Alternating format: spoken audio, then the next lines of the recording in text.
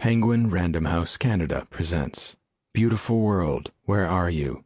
By Sally Rooney. Read for you by Aoife Mcmahon. When I write something, I usually think it is very important and that I am a very fine writer. I think this happens to everyone. But there is one corner of my mind in which I know very well what I am, which is a very small writer. I swear I know it, but that doesn't matter much to me. Natalia Ginsburg, My Vocation. Translation, Dick Davis. Chapter 1. A woman sat in a hotel bar, watching the door. Her appearance was neat and tidy. White blouse, fair hair tucked behind her ears.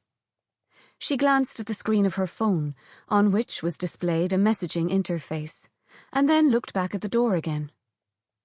It was late March, the bar was quiet, and outside the window to her right, the sun was beginning to set over the Atlantic.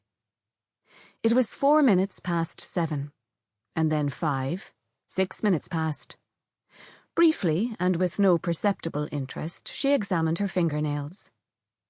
At 8 minutes past 7, a man entered through the door. He was slight and dark-haired, with a narrow face. He looked around, scanning the faces of the other patrons, and then took his phone out and checked the screen. The woman at the window noticed him, but, beyond watching him, made no additional effort to catch his attention. They appeared to be about the same age, in their late 20s or early 30s. She let him stand there until he saw her and came over. "Are you Alice?" he said. "That's me," she replied. "Yeah, I'm Felix. Sorry I'm late." In a gentle tone, she replied, "That's all right." He asked her what she wanted to drink and then went to the bar to order. The waitress asked how he was getting on, and he answered, "Good, yeah, yourself?" He ordered a vodka tonic and a pint of lager.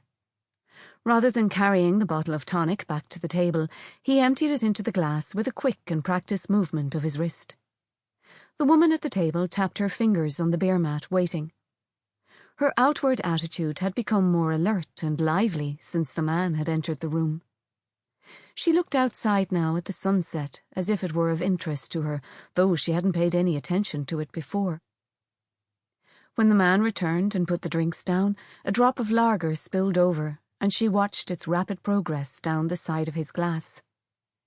"You were saying you just moved here," he said. "Is that right?" She nodded, sipped her drink, licked her top lip. "What did you do that for?" he asked. "What do you mean?" "I mean, there's not much in the way of people moving here usually. People moving away from here, that would be more the normal thing. You're hardly here for work, are you?" "Oh, no, not really."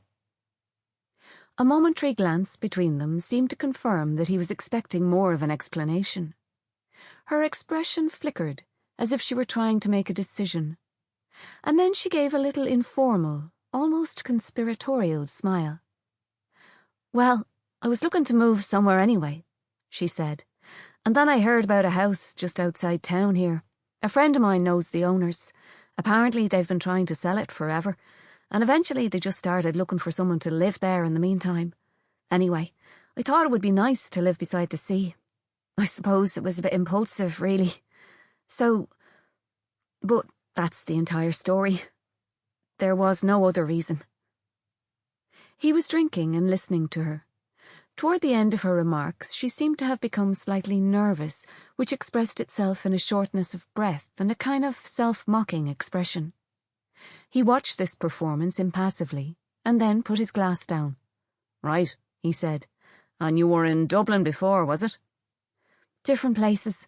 I was in New York for a while. I'm from Dublin, I think I told you that, but I was living in New York until last year." "And what are you going to do now you're here? Look for work or something?" She paused. He smiled and sat back in his seat, still looking at her. "Sorry for all the questions," he said. "I don't think I get the full story yet." "No, I don't mind, but I'm not very good at giving answers, as you can see." What do you work as, then? That's my last question. She smiled back at him, tightly now. I'm a writer, she said. Why don't you tell me what you do? It's not as unusual as that. I wonder what you write about, but I won't ask. I work in a warehouse outside town. Doing what? Well, doing what? He repeated philosophically. Collecting orders off the shelves and putting them in a trolley and then bringing them up to be packed. Nothing too exciting. Don't you like it then? Jesus, no, he said. I fucking hate the place. But they wouldn't be paying me to do something I liked, would they? That's the thing about work. If it was any good, you'd do it for free. She smiled and said that was true. Outside the window, the sky had grown darker, and the lights down at the caravan park were coming on. The cool, salt glow of the outdoor lamps, and the warmer yellow lights in the windows. The waitress from behind the bar had come out to mop down the empty tables with a cloth. The woman, named Alice, watched her for a few seconds, and then looked at the man again. So, what do people do for fun around here? She asked. It's the same as any place. Few pubs around. Nightclub down in Ballina. That's about 20 minutes in the car. And we have the amusements, obviously, but that's more for the kids. I suppose you don't really have friends around here yet, do you? I think you're the first person I've had a conversation with since I moved in. He raised his eyebrows. Are you shy? He said. You tell me. They looked at one another. She no longer looked nervous now, but somehow remote, while his eyes moved around her face, as if trying to put something together. He did not seem, in the end, after a second or two, to conclude that he had succeeded. I think you might be, he said. She asked where he was living, and he said he was renting a house with friends nearby. Looking out the window, he added that the estate was almost visible from where they were sitting, just past the caravan park. He leaned over the table to show her, but then said it was too dark after all. Anyway, just the other side there, he said. As he leaned close to her, their eyes met. She dropped her gaze into her lap, and taking his seat again, he seemed to suppress a smile. She asked if his parents were still living locally. He said his mother had passed away the year before, and that his father was God knows where. I mean, to be fair, he's probably somewhere like Galway, he added. He's not going to turn up down in Argentina or anything, but I haven't seen him in years. I'm so sorry about your mother, she said. Yeah, thanks. I actually haven't seen my father in a while either. He's not very reliable. Felix looked up from his glass. Oh, he said.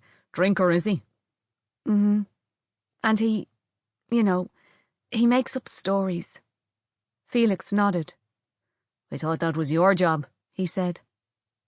She blushed visibly at this remark, which seemed to take him by surprise and even alarm him. Very funny, she said. Anyway, would you like another drink? After the second, they had a third.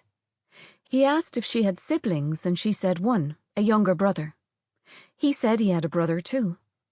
By the end of the third drink, Alice's face looked pink, and her eyes had become glassy and bright. Felix looked exactly the same as he had when he had entered the bar, no change in manner or tone. But while her gaze increasingly roamed around the room, expressing a more diffuse interest in her surroundings, the attention he paid to her had become more watchful and intent. She rattled the ice in her empty glass, amusing herself. Would you like to see my house? She asked. I've been wanting to show it off, but I don't know anyone to invite. I mean, I am going to invite my friends, obviously, but they're all over the place. In New York? In Dublin, mostly. Whereabouts is the house? He said. Can we walk there? Most certainly we can. In fact, we'll have to. I can't drive. Can you? Not right now, no. Or I wouldn't chance it anyway. But I do have my licence, yeah. Do you? She murmured. How romantic. Do you want another, or shall we go? He frowned to himself at this question, or at the phrasing of the question, or at the use of the word romantic. She was rooting in her handbag without looking up. Yeah, let's head on. Why not? He said. She stood up and began to put on her jacket, a beige single-breasted raincoat. Sample complete. Ready to continue?